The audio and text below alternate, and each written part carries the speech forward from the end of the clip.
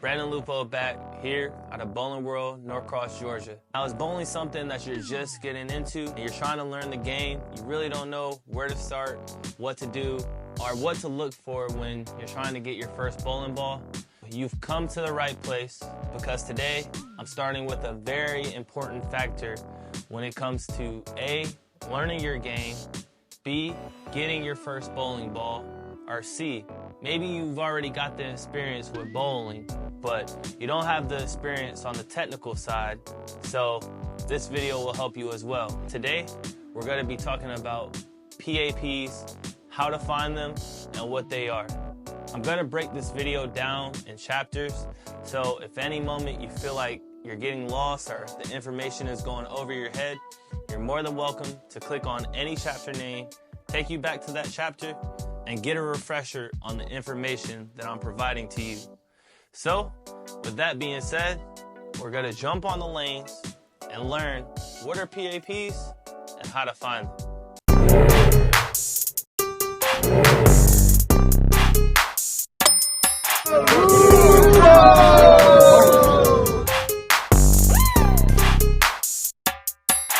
Today, I'm going to be showing you guys how to get your PAP with Ian here. How long you say you've been bowling? About a month or two. About a month or two. So, ready to get his first ball. Very important step in performance of these bowling balls is the PAP, which is how the ball is coming off your hand, how the ball rotates off your hand. The abbreviation for PAP is actually positive access point.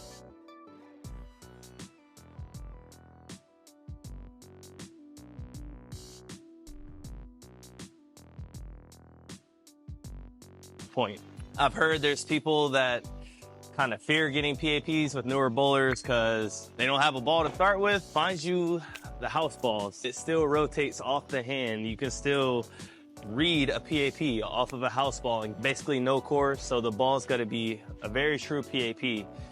All I tell bowlers like Ian, find one that fits your fingers a little bit. A lot of them, of course, it's not going to be a perfect fit for the fingers. As long as it's close, and we could get it consistent enough off the hand.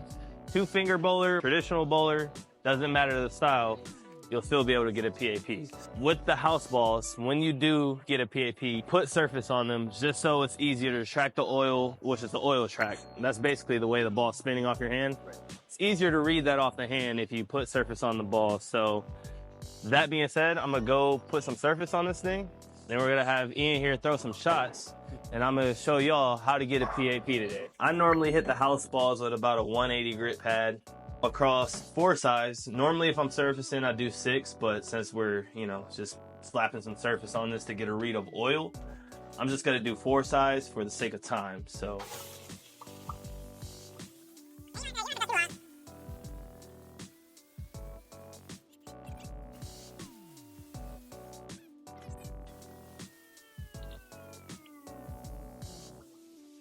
Back out the shop, back with Ian here. He now has his surface house ball, which is going to be the perfect tool for reading a PAP off of your hand. So this is really important when you're getting a PAP. You want to make sure the bowler's warmed up, already in rhythm, already in striking form, already ready to go. He's already warmed up, put surface on this house ball. So now we can read some flare. Lines are the rings that come back after you throw the ball from the oil. So Ian, what I want you to do, every shot you throw it like you're trying to go for a strike. We're gonna reset the pin setter every time. It's gonna hook a ton because there's surface on it. Okay. Don't worry about it. Do your thing, bro.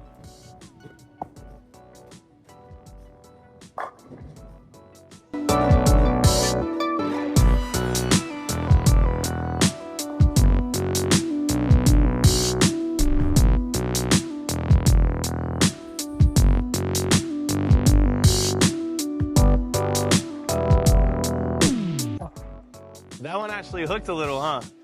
See here, we have some oil, but I'm just gonna trace that first flare line. And if you wanna read the tilt, you can actually trace this flare line all the way around the bowling ball and measure it from side to side. This is gonna show me where Ian's PAP is. See that yellow line going right there? We're gonna take our armadillo.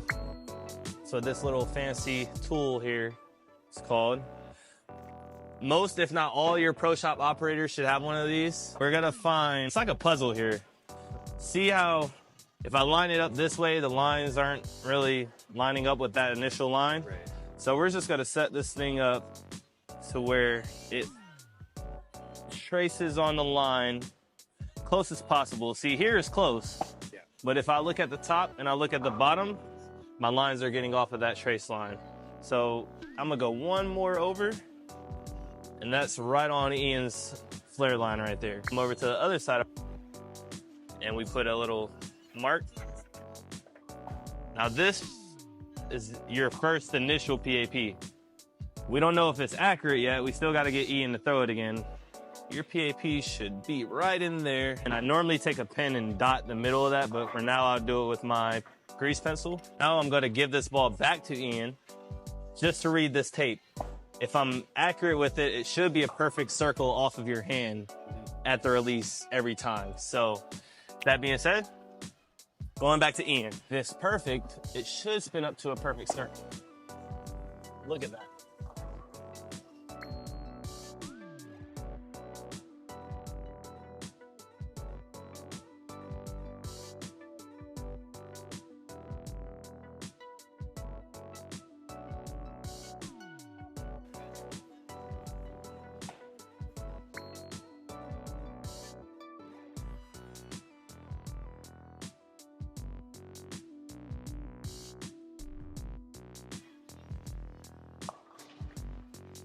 How'd that one feel? That one, the tape moved a little bit. You threw it a little bit different. Yeah. But you're close. Like I said, we want the bowler to be in the mindset of a strike every time. I always say, give it 3 shots. Reset this here, and we're gonna have him do that same shot over again.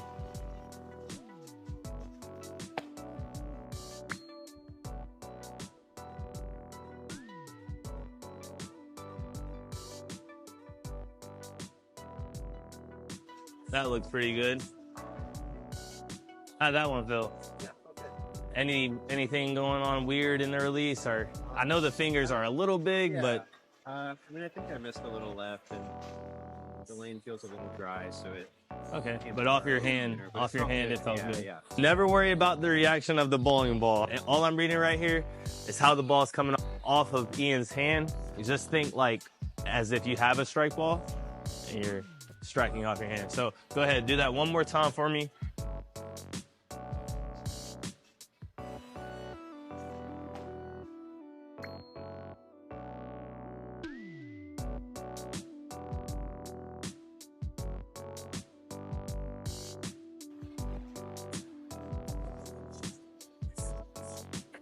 There you go, man. Think strike, get strike. I would almost say that's probably your PAP. Yeah. I'm going to now give y'all, the viewers, another view to see what I'm reading and what I'm looking at, and have Ian throw some more shots.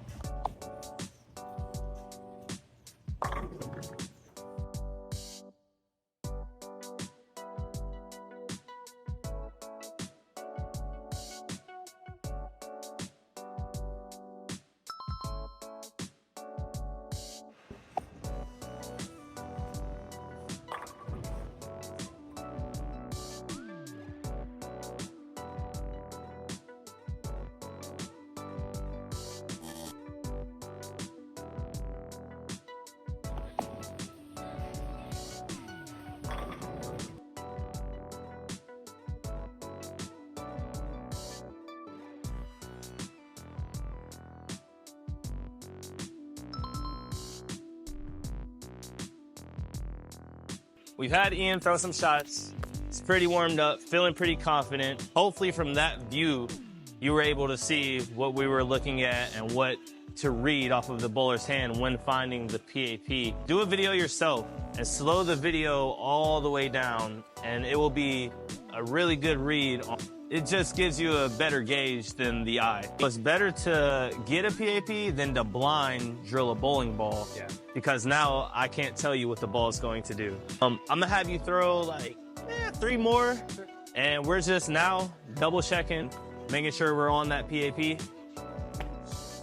There we go.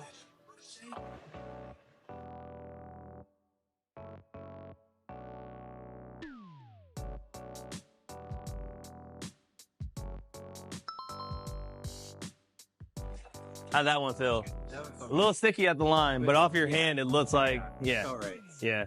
The more you have a bowler throw it, the more you can read what it's doing off their hand, the more you start to read their roll, and you'll be able to tell yourself as a pro shop operator, hey, they threw it good, hey, they threw it bad. You'll be able to gauge more with the bowler. So now we're gonna check, and I'm going to hurry up and draw this line before I move the camera. So we have a line that's where I'm just triple checking now Ian's PAP. First flare ring. Had to put some surface on there to read it, but that's what we're reading. The first flare ring here. And look at that. That is right on the money of Ian's PAP. I mean, bro, you can't get more accurate than that. Looks good. Looks good. Last step here, I'm going to be showing you guys how to measure this. And he's a no thumb bowler. Don't worry. I know the PAP may change a little bit what the thumb hold, but again, we are just doing this to get kind of like a theoretical gauge and make sure we are closer than drilling in the blind. We're going to start here, dead in the middle of these fingers, because for a no thumb bowler, this is now their center of grip. But I like to draw a little bridge line right there. Line my prosect up with that line. And we're just gonna draw a line over. From the center of his fingers, remember. If he was a traditional bowler, we would be going from the center of grip here, because this is now your center of grip in the palm. But since he's a two finger, the center of grip is now in between the fingers. So we have our line drawn over, and we're gonna come right down to that tape. Put a little dot on it to give you a gauge of where to go through when you're going down. So now, all we do here is measure over, and Ian is over and down. Sometimes the bowler may be over and up. So we're just gonna take this measurement and get this right on that line here. Ian is about 6 inches over. I always write it on the ball, 6 inches over. And then we take that measurement going down. And you can see why I have that. For me, I'm reading this yellow dot that I made. It just makes it easier to line it up with a measurement here when you're measuring. So going down, he is 1 3/16 down. So Ian was 6 over. I like to draw, the arrow when I write it down. If they're righty, I draw the arrow this way. If they're lefty, I draw the arrow just whatever way I go off of the center of grip. 1 3/16 down. When it comes to Ian and his PAP, he's 6 over and 1 3/16 inches down. This is one of the most important factors that I'm gonna be going off when I drill Ian's bowling ball.